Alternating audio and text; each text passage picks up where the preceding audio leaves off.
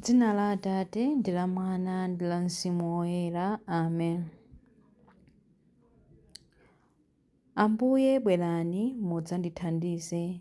Ulemu ukhale kwa Atate ndi kwa Mwana ndi kwa Mzimu Woyera, monga panali poyamba, tsopano ndi masiku onse, ndi pa nthawi zosatha. Amen. Mtanda wa Khristu, mtengo wa nthawi zonse. Pamene panafera mpulumutsi wanga, dziko laphimbidwa ndi manja anu, amene adasenza wopachikidwa. Kuimfa yowawa ndi chikuni chopanda moyo, mtengo wa moyo udapangidwa. Nthambi zake zibereka zipatso zokhwima ndi masamba amene sasuluka. Mtanda wokhulupirika wayima mosasunthika pamene mibado ikukwaniritsa maulendo awo. Maziko a dziko lonse, mphamvu ya chilengedwe yoluzanitsa, perekani ulemu kwa Khristu wouka, ndipo ku mtanda wake tipereke matamando, chizindikiro cha chikondi cha Mulungu, chiyembekezo cha masiku athu onse.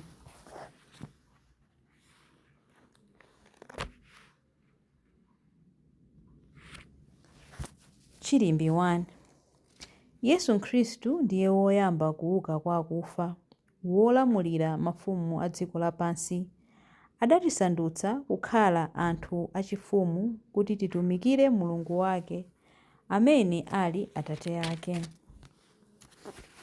Inu Mulungu, patsaniko mfumu nzeru zoweruzira. Patsaniko mwana wa mfumu mtima wokonda chilungamo, motero mfumuyo idzaweruza anthu anu wolungama, ndiponso anthu anu osauka mosakondera. Mapiri adzabweretsa madalitso kwa anthu, magomo adzadzetsa mphotho ya chilungamo. Mfumu idzateteza anthu osauka, idzapulumutsa anthu osowa, koma idzawononga anthu ozunza anzawo. Idzakhala moyo pa mibado yonse, nthawi zonse pamene dzuwa ndi mwezi zikuwala mlengalenga. Idzakhala madalitso ngati mvula yogwa pa minda, ngati mvula yowaza pa nthaka. Pa masiku ake chilungamo chidzakula, mtendere udzachuluka mpaka mwezi utaleka kuwala. Idzakhala ikulamulira kuchokera ku nyanja ina mpaka ku nyanja ina, kuchokera ku mtsinje mpaka ku mathero a dziko. Amaliwongo a ku chipululu adzayiweramira, adani ake adzadya fumbi. Mafumu a ku Tarisisi ndi a ku zilumba adzayipatsa mitulo. Mafumu a ku Seba ndi a ku Seba adzabwera ndi mphatso. Mafumu onse adzayigwadira, ndipo mitundu yonse ya anthu idzayitumikira. Ulemu ukhale kwa Atate ndi kwa Mwana ndi kwa Mzimu Woyera, monga panali poyamba, tsopano ndi masiku onse, ndi pa nthawi zosatha. Amen.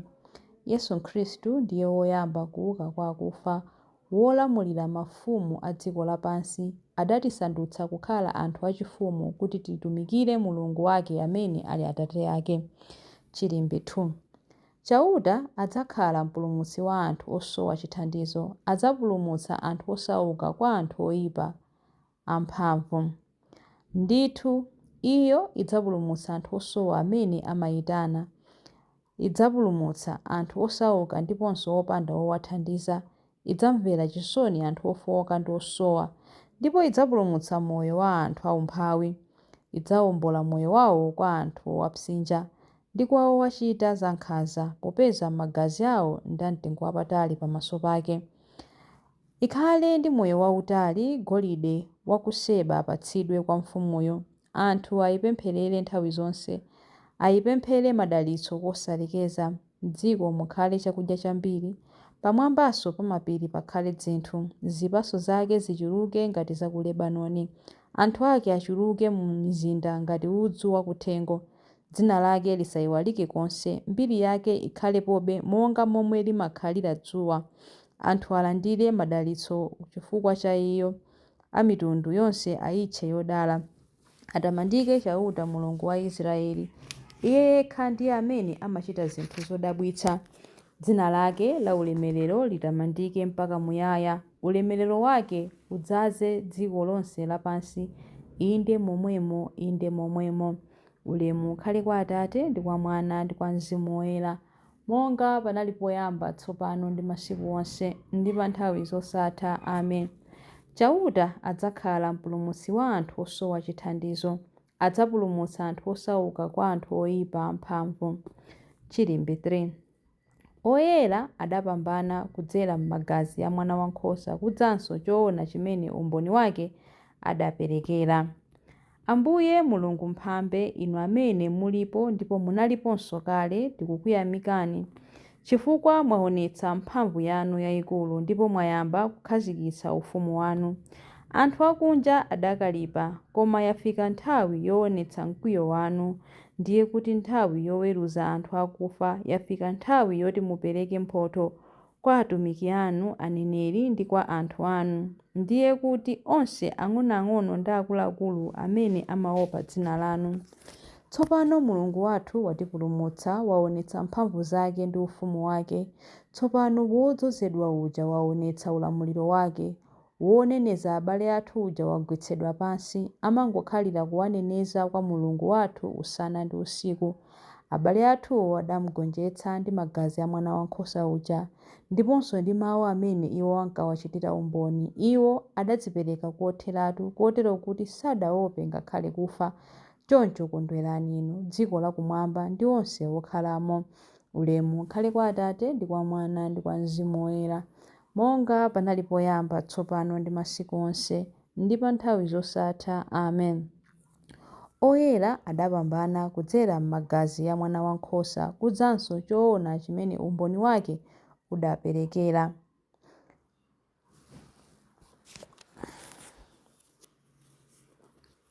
Mawu a Ambuye. Mawu akuchokera mu buku la Aheberi 13 verse 12 mpaka 15. Yesu nayenso adafera kunja kwa mzinda, kuti pakutero ayeretse anthu ndi magazi ake. Tiyeni tsono tipite kwa iye kunja kwa misasa kuti tikanyozekere naye limodzi. Paja ife tilibe mzinda wokhazikika pansi pano, tikufunafuna wina umene ulikudza. N'chifukwa chake kudzera mwa Yesu tiyeni tipereke kosalekeza mayamiko athu kwa Mulungu ngati nsembe.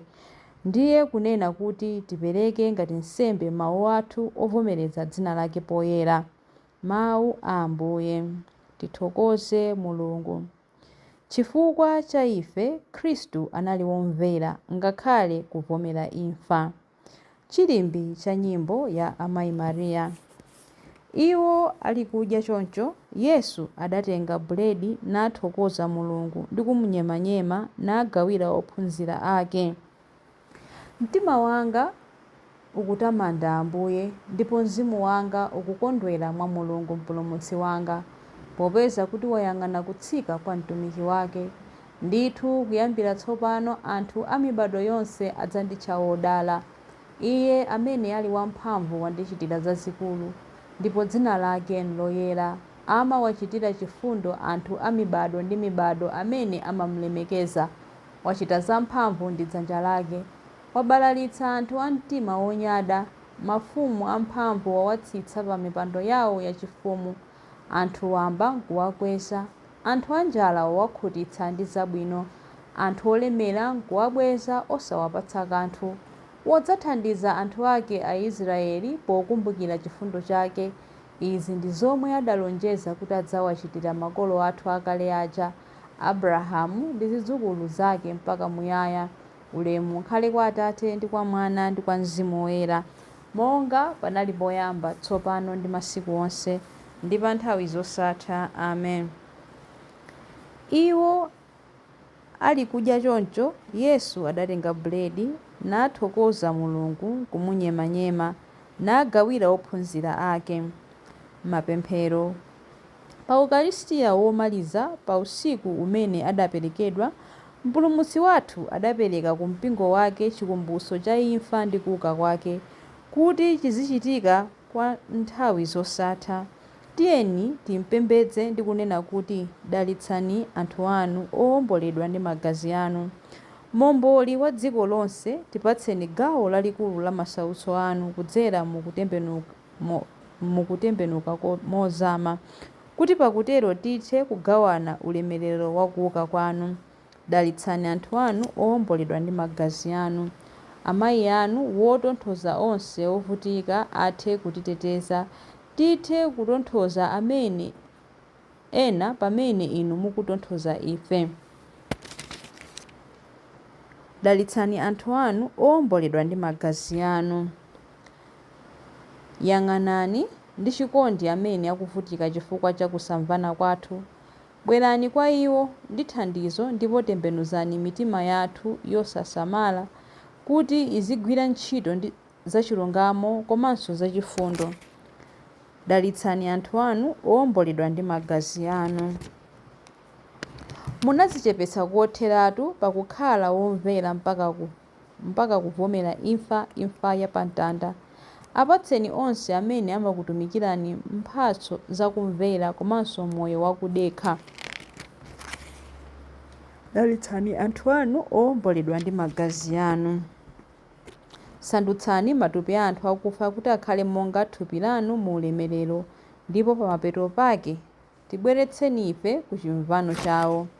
Dalitsani anthu anu owomboledwa ndi magazi anu. Dalitsani anthu anu owomboledwa ndi magazi anu pamene tikupemphera kuti: Atate athu muli kumwamba, dzina lanu liyeretsedwe, ufumu wanu udze, kufuna kwanu kuchitidwe monga kumwamba choncho pansi pano. Mutipatse ife lero chakudya chathu cha lero. Mutikhululukire ife zochimwa zathu monga ifenso takhululukira adani athu. Musatisiye ife m'chinyengo, koma mutipulumutse ife kwa zoyipa. Amen. Tipemphere. Atate, chifukwa cha ulemerero wanu ndi chipulumutso chathu, mudasankha Yesu Khristu kukhala wansembe wamkulu. Lolani anthu amene adakupezani kudzera m'magazi ake kuti abwere kugawana mphamvu ya mtanda wake ndi kuuka kwake pakuchita chaka cha chikumbutso chake mu Ukaristiya, popeza ali ndi moyo ndi ufumu limodzi nanu ndi Mzimu Woyera, Mulungu tsopano ndi pa nthawi zosatha. Amen. Tibwerezanso. Atate, chifukwa cha ulemerero wanu ndi chipulumutso chathu, mudasankha Yesu Khristu kukhala wansembe wamkulu. Lolani anthu amene adakupezani kudzera m'magazi ake kuti abwere nkugawana mphamvu ya mtanda wake ndi kuuka kwake pakuchita chaka cha chikumbutso chake mu Ukaristiya, popeza ali ndi moyo ndi ufumu limodzi nanu ndi Mzimu Woyera, Mulungu tsopano ndi pa nthawi zosatha. Amen. Ambuye atidalitse, atiteteze ife ku zoyipa zonse ndi kutifikitsa ku moyo wosatha. Amen. Dzina la Atate ndi la Mwana ndi la Mzimu Woyera. Amen.